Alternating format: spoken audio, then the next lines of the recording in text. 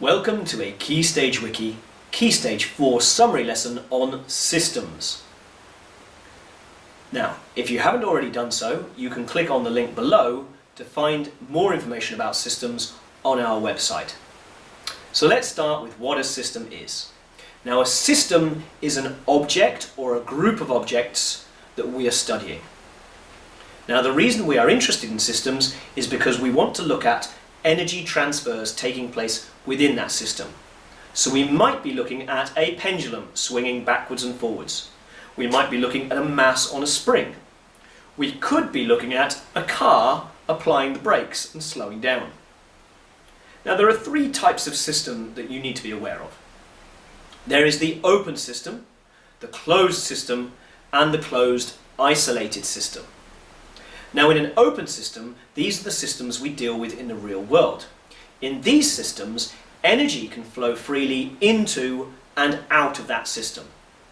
Similarly, matter can flow freely into and out of the system. Now, what that means is we do not observe the law of conservation of energy, and we also do not observe the law of conservation of mass. Now, these are real-world systems because there are no perfect insulators that can prevent energy from flowing into or out of a system. And so in an open system, we often have energy that is dissipated. That means lost to the environment. So energy that appears to leave the system. Now, the next system that we need to understand is the closed system.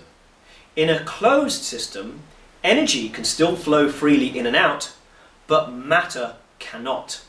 That means we do not observe the law of conservation of energy, but we do observe the law of conservation of mass. Finally, there is the closed isolated system. Now, this is the system that you'll be asked about the most in GCSE exam questions. In a closed isolated system, energy cannot enter or leave, and neither can matter. That means we do observe the law of conservation of energy, and we do observe the law of conservation of mass.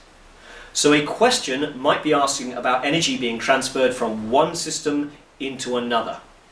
Now, in the case of a closed isolated system, we can assume a perfect energy transfer, where when the car applies its brakes, all of the energy that was in its kinetic store is transferred to the thermal store of the brakes.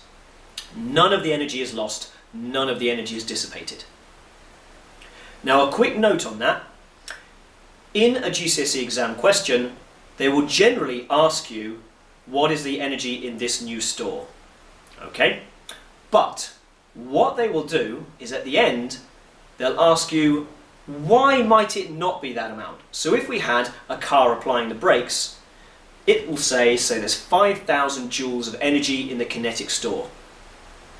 You will then have to work out how much energy is in the thermal store of the brakes. Well, that's going to be 5,000.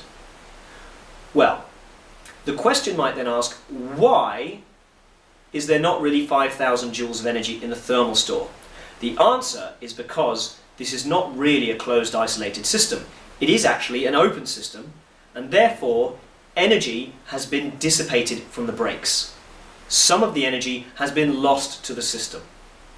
And so even though we assume the law of conservation of energy is true, we know that in a real-world system, energy can be lost, because real-world systems are open systems.